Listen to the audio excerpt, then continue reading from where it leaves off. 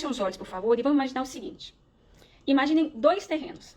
Esses 2 terrenos estão um do lado do outro, tá? Eles têm, gente, a mesma dimensão, a mesma topografia. Só que um terreno, vamos pegar o da esquerda, ele é um terreno bem cuidado, ele é planejado, ele é aguado diariamente. Esse terreno, as plantas são podadas. Tem um jardim, gente, lindíssimo. As aves vão pousar nas árvores. É um terreno onde floresce todo tipo de flor, com perfume. As borboletas, elas voam sobre as flores. Entendeu? Então, esse é um terreno, tá? No outro terreno, imagine um terreno do lado. É um terreno abandonado, sem qualquer cuidado. Onde o mato cresce, onde as pessoas descarregam lixo nele. Ali, desse terreno, ele tem um cultivo imenso de vermes. Esse terreno, os urubus fazem pouso diário nele. Vocês estão percebendo a diferença entre um terreno e outro? Esse outro terreno nem cercado ele é. Tá? Então a diferença deles é nítida. E vejam bem, esses 2 terrenos são idênticos. Sujeitos ao mesmo clima, à mesma condição ambiental. A diferença neles é imensa. Agora, por que tanta diferença? Porque um terreno foi planejado e é cuidado. O outro terreno, não. E esse terreno somos nós, gente. Este terreno é a diferença entre... Esses 2 terrenos são exatamente a diferença entre uma pessoa virtuosa e uma pessoa não virtuosa. Porque as virtudes, elas estão no contraponto dos vícios.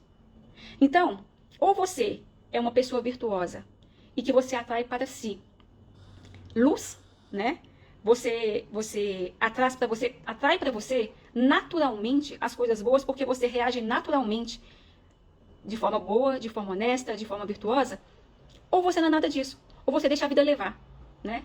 Faz aquela biruta de aeroporto, onde o vento toca e é o vento que conduz, não importa que lado que seja, tá? Então, você, sendo uma pessoa virtuosa, você toma as rédeas da sua própria vida.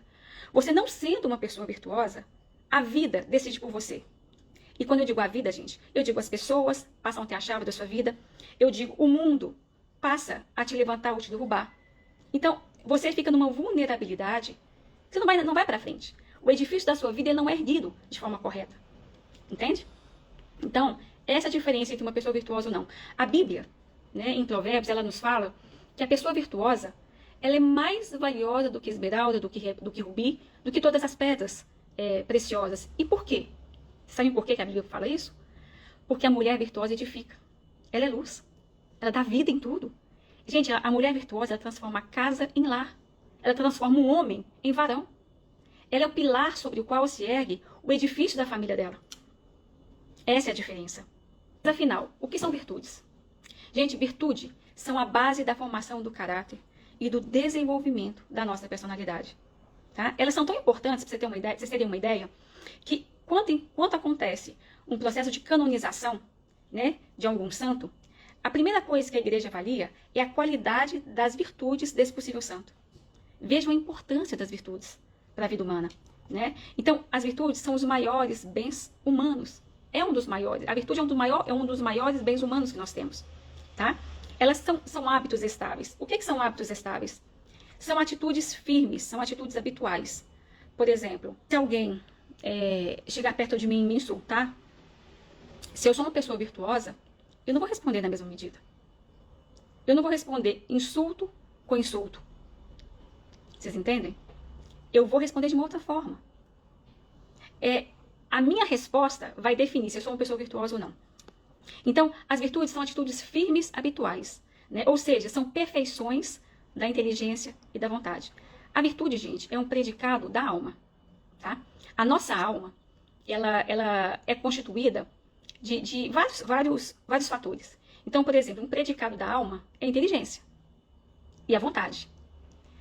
A virtude é um ato de escolha da inteligência e da vontade. Então, quando eu falo virtudes são hábitos estáveis, são hábitos que naturalmente saem da gente, tá? E que fluem, né, naturalmente, são hábitos bons, tá? O que eu quero dizer é que elas não são tendências instintivas, por exemplo, como temperamento, né? Tem pessoas que são coléricas, tá? Então, elas se deixam levar pelo temperamento. Então, as virtudes, elas não são assim. Elas não são instintivas, elas são plantadas, tá? As virtudes, elas precisam ser ganhadas, adquiridas com esforço, com muito esforço, e com empenho, e com constância, né? Então, por isso nós chamamos as virtudes de virtudes adquiridas, porque elas não nascem com a gente. Elas também não nascem feitas, elas não nascem prontas, né? Ela nasce e tem que ser cultivada como tudo que é difícil, como tudo que é bom, como tudo que requer esforço. Por exemplo, um médico, um professor, um pesquisador. Ninguém nasce médico, ninguém nasce professor. Ele tem que adquirir conhecimento, estudo para se tornar um médico, um professor, um pesquisador. Vocês concordam? A virtude é a mesma coisa. Vai requerer o nosso esforço, tá? Mas são elas, gente, que regulam os nossos hábitos. Elas ordenam as nossas paixões. Elas nos guiam de acordo com a razão e com a fé. Nem só razão, nem só fé.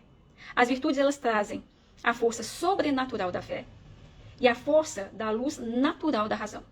Por isso elas são tão importantes. E as virtudes também, gente, estão diretamente ligadas à nossa realização. Cristo já havia falado isso, né? Cristo, em vários momentos na Bíblia, ele nos diz que a nossa realização é responsabilidade nossa. E a gente só consegue se realizar se a gente tiver virtude.